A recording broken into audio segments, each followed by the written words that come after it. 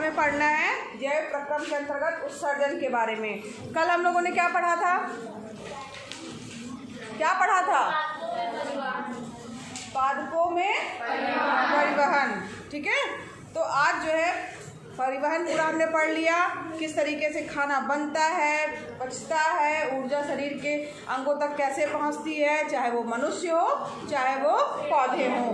ठीक है, आज हम पढ़ेंगे उत्सर्जन के बारे में। तो उत्सर्जन जो है वो मानव में भी होता है और पौधों में भी होता है। उत्सर्जन जो है वो क्यों आवश्यक है या क्या है? तो जब भी उपापचयी जो क्रियाएं होती हैं, ठीक, तो इनके माध्यम से जब हमारा पूरा खाना बन जाता है, ऊर्जा निकलती है, रासायनिक अभिक्रियाएं होती हैं, तो इसमें कुछ अवांछित पदार्थ भी जो है वो बनता है, जो हमारे शरीर के लिए क्या है, हानिकारक है, और उसको हमारे शरीर द्वारा या पेड़ पौधों के द्वारा या जंतुओं के द्वारा जो है वो शरीर से बाहर निकाल दिया जाता है। अगर वो शरीर में इकट्ठा होता जाएगा तो हमारे शरीर को नुकसान पहुंचाएगा, शरीर के अंगों को भी नुकसान पहुंचाएगा।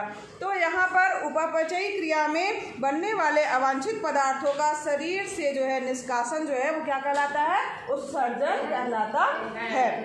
ठीक, तो यहाँ पर जो है जो पदार्थ बन रहा है वो हमारे शरीर के लिए क्या है, हानिकारक होते हैं, इसीलिए उसको जो है निकालना जरूरी है या उसका उत्सर्जन करना जरूरी होता है। तो अब यहाँ पर कौन से ऐसे पदार्थ हैं? तो जैसे मान लीजिए यूरिया बन रहा है तो वो हमारे शरीर के लिए नुकसानदायक है, और यूरिक एसिड है वो भी नुकसानदायक है, अमोनिया है, कुछ ऐसे लवण हैं वो हमारे शरीर के लिए जो है वो क्या है, हानिकारक है, जिसके कारण जो है उसको निकालना जो है वो जरूरी है। ठीक है, तो यहाँ पर चूँकि हमारा शरीर जो है वो बहुकोशिकाओं से मिलकर के बना हुआ है, तो इसमें जो है इस उत्सर्जन की प्रक्रिया के लिए एक अलग से अंग बनाया गया है। जिस तरीके से श्वसन के लिए क्या है, श्वसन तंत्र है, ठीक है, और परिवहन के लिए परिवहन तंत्र है, उसी तरीके से ये अपशिष्ट पदार्थों के बाहर निकालने के लिए या उत्सर्जन के लिए भी एक अलग तंत्र है, जिसको क्या कहा जाता है? मानव उत्सर्जन तंत्र। ठीक है, क्या कहा जाता है? मानव उत्सर्जन तंत्र। ठीक, अब यहाँ पर जो है जो हमारा मानव उत्सर्जन तंत्र है, ये यहाँ देखिए चित्र बना है, दिख रहा है। ठीक है, अब यहाँ पर इसके कई भाग होते हैं। तो जो मानव उत्सर्जन तंत्र है,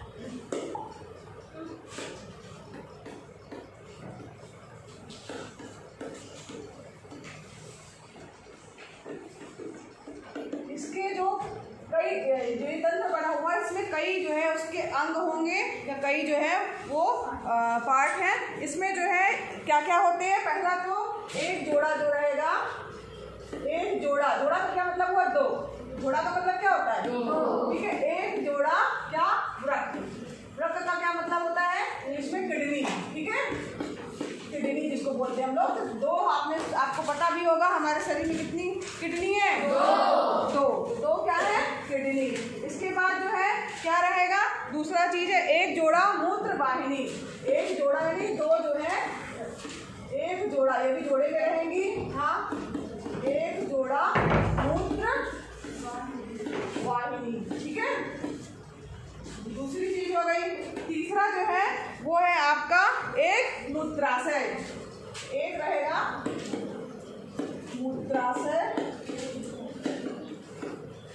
और चौथा जो रहेगा एक और होगा उत्सर्जन अंग मूत्र मार्ग।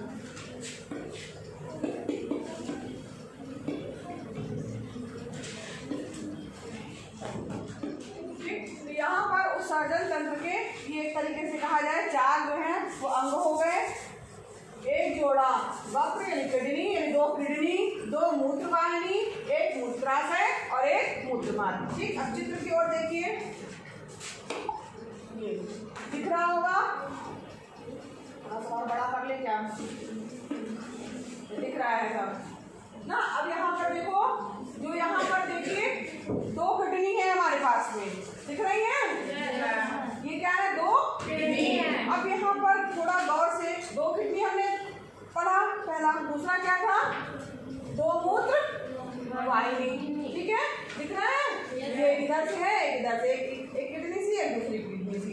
फिर इसके बाद क्या है? एक मूत्राशय, और फिर क्या है? मूत्रमार्ग। ठीक, अब यहाँ पर देखो जो दो किडनी है, इसमें आप इसका प्लेस देखोगे तो एक ऊपर थोड़ा सा होगी और एक जो है थोड़ा सा नीचे होगी। तो ये बाई किडनी जो है वो थोड़ा ऊपर रहती है और दाई किडनी जो रहेगी, हाँ, ये जो दाई वाली किडनी रहेगी ये थोड़ा सा नीचे होती है, क्योंकि यहाँ लीवर भी होता है, इसके कारण उसका प्लेस जो है वो थोड़ा सा नीचे हो जाता है। और ये जो हमारी रीढ़ की हड्डी है उसके उससे सटी हुई दोनों किडनियाँ आपकी होती हैं। सबको समझ में आ रहा है? जहाँ समझ में नहीं आए आप पूछ सकते हो। अब यहाँ पर जो है दोनों किडनी हो गई आपकी। अब यहाँ पर आप देख रहे होंगे नीले कलर की और लाल कलर की दो जो है आपको नसें दिख रही हैं। तो यहाँ पर अब नीली हमने क्या बताई थी? शिराएं। नीली जो दिख रही हैं जिसमें नीला दिख रहा है कलर, वो क्या होंगी? शिराएं। और लाल जो दिख रही है वो धमनी, क्योंकि धमनियों में लाल रक्त या ऑक्सीजन युक्त ब्लड बहता है और ऑक्सीजन युक्त ब्लड जो है वो केवल धमनी में बहता है, इसके कारण जो है वो लाल कलर से जो है आपको दिखाई दे रही हैं। तो इसको क्या कहा जाएगा? महाधमनी।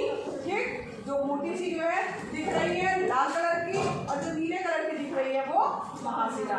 ठीक है, और यहाँ पर जो है ये दोनों दिख रही है। अब इसके बाद अब किस तरीके से जो है इसके जो है जो प्रक्रिया है मूत्र निर्माण की वो 4 चरणों में जो है 3 चरणों में जो है वो बटी है। अब किस तरीके से जो है मूत्र निर्माण की प्रक्रिया होती है? तो सबसे पहले क्या होता है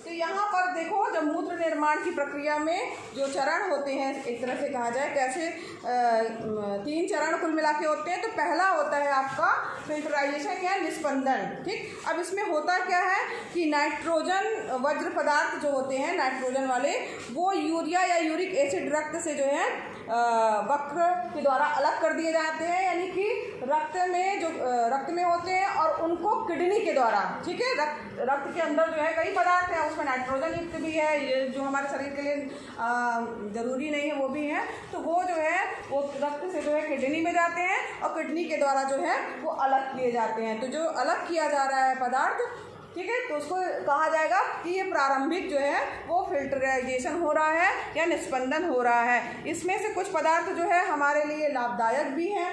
अब बहुत सारा एकदम से तो फिल्टर प्रारंभिक रूप से हो गया, यहाँ एक बार हमने छान दिया, लेकिन जब हमें पता चलता है कि उसमें कुछ ऐसे भाग भी हैं जो हमारे शरीर के लिए आवश्यक है, तो हम उसको फिर वापस लेने का काम करते हैं। ठीक है, तो यहाँ पर जो मूत्र निर्माण का कार्य होता है वो वक्राणु में होता है। कहाँ होता है? वक्राणु में होता है। तो यहाँ पर जो है दूसरा जो प्रोसेस होता है, पहला तो हो गया एक तरीके से प्रारंभिक निस्पंदन या जो फिल्टराइजेशन हो गया। उसके बाद जो दूसरा जो काम होता है वो फिर से जो उसमें कुछ ऐसे पदार्थ भी है जो हमारे शरीर के लिए लाभदायक है, वो उससे छन करके चले गए, तो उनको वापस लाने का काम होता है, यानी पुनर्अवशोषण की प्रक्रिया होती है। दूसरा चरण जो होगा वो होगा आपका पुनर्अवशोषण की प्रक्रिया।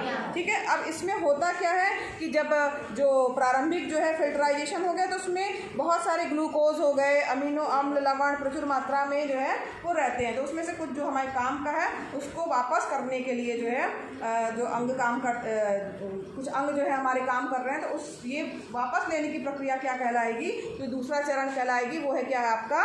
वो है आपका पुनर्अवशोषण की प्रक्रिया। ठीक है, रीऑब्जर्वेशन की प्रक्रिया। अब यहाँ पर क्या होता है और तीसरी प्रक्रिया जो होती है आपकी वो है स्त्रावण की प्रक्रिया। तो यहाँ पर इस प्रक्रिया में होता क्या है कि जो मूत्र जो है वक्राणु के नालिकाकार भाग में जो बह रहा है, तो रक्त जो कोशिकाएं होती हैं वो अवांछित पदार्थ को जो है वो निकाल देती हैं या स्त्रावित कर देती हैं। ठीक है, तो ये तीसरी प्रक्रिया है वो क्या हो गई? स्त्रावण की प्रक्रिया हो गई। ठीक है, अब इसको समझेंगे ध्यान से कैसे जो है होता है। यहाँ पर क्या है, एक जो आप ये चित्र देख रहे हैं वक्राणु, जिसमें जो है किस तरीके से मूत्र बनता है। तो यहाँ पर जो है जो एक होता है कोमल संपुट। कोमल संपुट जो होता है कप के जैसी संरचना होती है, इसमें ढेर सारे पत्ती जैसे जो है वो दिख रही होंगी ना। तो इसमें बहुत सारी जो है नलिकाएं होती हैं। ये जो है बहुत सारी कोशिकाओं का जो है इसमें गुच्छा होता है और इसमें जो है दाब पड़ता है। जब नलियों में दाब पड़ता है बहुत तेजी से, जैसे कोई चीज़ आप छन्नी लगी हुई है और उस पर दाब कोई चीज़ में डालेंगे तो उसमें से जो है वो फिल्टर होकर के जो है वो चीज़ें जो है निकलती हैं। अब वो निकल रही है तो ये आप एक अलग से पीले कलर की जो ये नली देख रहे होंगे, पीले कलर की दिख रही है, ढेर सारी इधर टेढ़ी मेढ़ी सी है, ठीक है। तो ये वक्रांग का नलिकाकार भाग है, यानी कि टेढ़ा मेढ़ा जो नलिकाकार भाग है तो यहाँ से ऐसे देखो ढेर सारा ये दिख रहा है, फिर यहाँ से गया, फिर ऐसे ऐसे ऐसे घुमा हुआ है।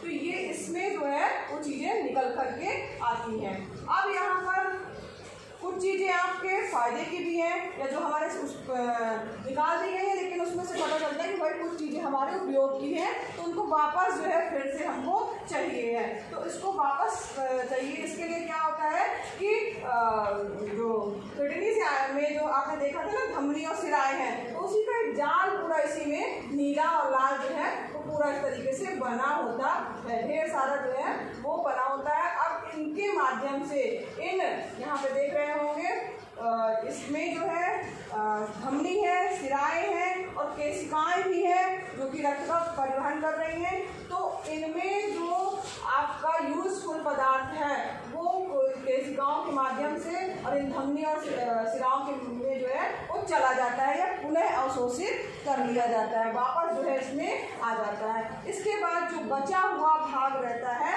वो जो कि अपशिष्ट रहता है वो फिर यहाँ पर जो है, देखो यहाँ पर तीर का निशान दिख रहा होगा, यहाँ पर जो है आ जाता है। ये क्या है? संग्राहक वाहिनी, इसके अंदर आ जाता है और इसके बाद फिर जो है मूत्र वाहिनी से होता हुआ जो है वो निकाल दिया जाता है मूत्र मार्ग से, ठीक है। तो ये प्रक्रिया होती है और यहाँ पर जो बीच वाले पदार्थ जो कि हमारे शरीर के लिए लाभदायक है वो जो है धमनी और सिराओं के द्वारा जो है अवशोषित कर लिए जाते हैं, ठीक है। तो यहाँ इस प्रकार से जो है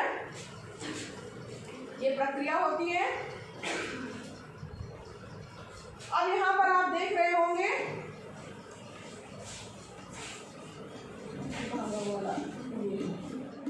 ये देख रहे हैं ना, इसमें जो है मूत्राशय में जो है वो मूत्र जो है वो इकट्ठा रहता है।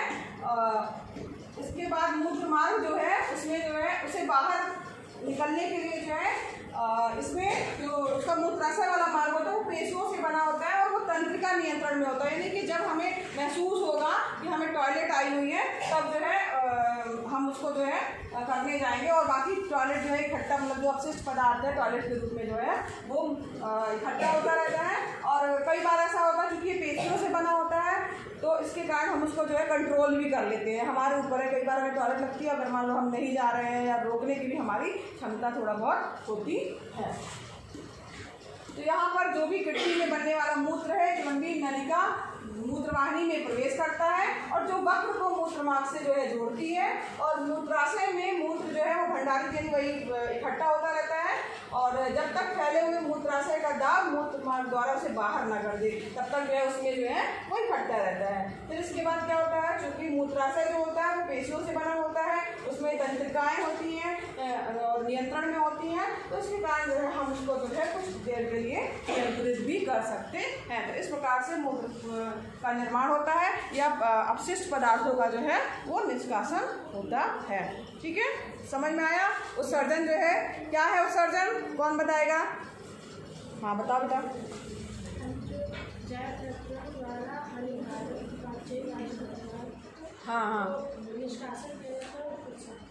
हाँ, तो इसके लिए जो है कौन सा अंग निर्धारित किया गया है? मानव उत्सर्जन तंत्र, ठीक है। आस्था के लिए भाई क्लैपिंग करो। तो यहाँ पर जब भी जो भी मेटाबॉलिक क्रियाएं हो रही हैं, उपापचयी क्रियाएं हो रही हैं, तो उसमें हमारे शरीर से कुछ पदार्थ जो कि अपशिष्ट है या जो हमारे लिए लाभदायक नहीं है, हानिकारक है, जिसकी हमें ज़रूरत नहीं है, उसको हमारे शरीर के द्वारा जो है निकालने की प्रक्रिया होती है। तो निकालना या क्या कहा जाए, निष्कासित करना ही क्या कहलाता है? उत्सर्जन कहलाता है, ठीक है। अब इसके क्या क्या पार्ट हैं? तो यहाँ पर जो हमारा उत्सर्जन के लिए जो पार्ट की बात है, ठीक है, तो ये यहाँ पर मानव उत्सर्जन तंत्र जो है उसमें क्या क्या चीज़ें होती हैं ये हमने देखा। ये इम्पोर्टेंट है, इसका चित्र सहित आता है क्वेश्चन, इम्पोर्टेंट क्वेश्चन है, इसको जरूर अच्छे से याद करके तैयार कर लीजिएगा, चित्र की प्रैक्टिस भी कर लीजिएगा। तो यहाँ पर ये बताया गया। दूसरी चीज जो है, अब इसके बाद इसमें ये भी बताया गया कि जो है ये देखिए पूरा चित्र, इसमें क्या क्या मार्ग है और किस तरीके से इसकी जो है प्रक्रिया होती है। इसमें कितने चरण हैं? 3 चरण हैं। पहला तो जो है वो फिल्टराइजेशन या प्रारंभिक जो है निस्पंदन की प्रक्रिया होती है, यानी प्रारंभिक रूप से जो है वो निकाल दिया जाता है हमारे शरीर से अपशिष्ट पदार्थ को। फिर इसके बाद उसमें से जो कुछ काम का है उसको फिर से जो है अवशोषित किया जाता है, तो ये दूसरी प्रक्रिया कहलाती है। इसे पुनर्अवशोषण की प्रक्रिया कहते हैं। और तीसरी प्रक्रिया जो है वो स्त्रावण कहलाती है। स्त्रावण मतलब होता है ना रिसाव टाइप का, तो वो कहलाती है। तो इसमें क्या होता है कि मूत्र जो है वो वक्राणु के नलिकाकार भाग में जो है प्रवाहित होता है। एक जो नली सी बनी थी ना लास्ट में, जो दूसरे वाले चित्र में, ये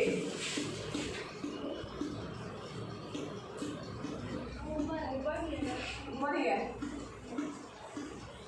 हाँ इसमें, ठीक है।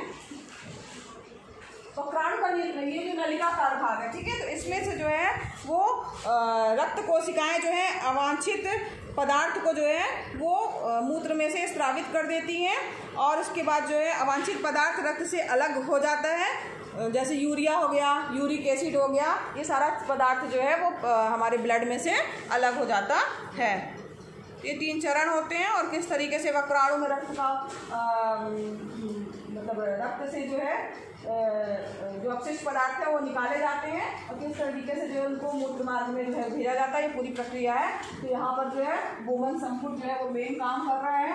और ये जो नलिकाएं हैं, वक्राणु का नलिका का जो भाग है जो ढेर सारा पीला पीला से दिख रहा है, इसके चारों ओर धमनी और सिराएं होती हैं। और यहाँ देखो बीच में जुड़ी हुई है, तो यहाँ पर इंटरचेंजेस भी हो रहा है ब्लड का ना, ऑक्सीजन युक्त ब्लड और वो कार्बन डाइऑक्साइड युक्त ब्लड का। और इसमें महीन महीन केशिकाएं होती जो यहाँ पर दिखाई नहीं गई है, तो इनके माध्यम से जो है अपशिष्ट पदार्थों को जो है वो अलग कर लिया जाता है, ठीक है।